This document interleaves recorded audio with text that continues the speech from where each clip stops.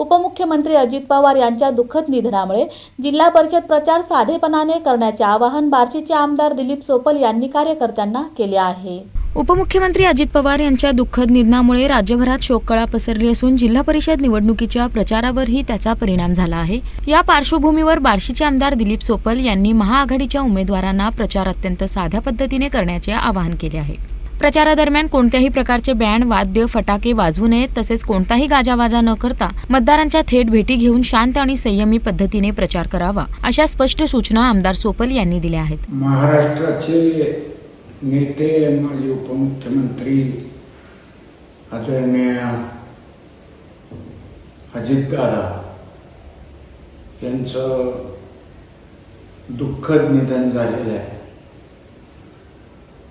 आणि त्यामुळे माझी सर्व सहकारी मित्रांना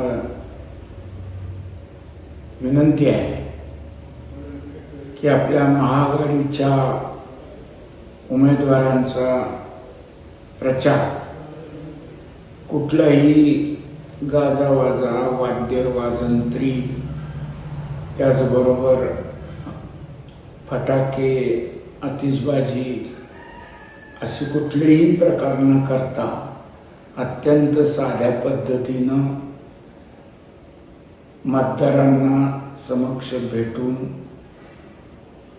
प्रचाराची यंत्रणा राबवावी आणि या माध्यमातून आपले नेते अजितदादा यांच्या प्रती आपणा सर्व बार्शी तालुक्यातील जनतेचा, सहकाऱ्यांचा, कार्यकर्त्यांचा, नेत्यांचा जो आदरभाव आहे हा या साध्या पद्धतीनं प्रचार करून तो व्यक्त करावा, ही सर्वांना नम्रतेची विनंती। बार्शीत आमदार दिलीप सोपल यांच्या नेतृत्वाखाली दोन्ही राष्ट्रवादी काँग्रेस व दोन्ही शिवसेना एकत्र येत महाआघाडीच्या माध्यमातून निवडणूक लढवत आहेत। उपमुख्यमंत्री अजित पवार यांच्या प्रती आदर व्यक्त करण्यासाठी प्रचारात साधेपणा राखावा, असेही त्यांनी नमूद केले।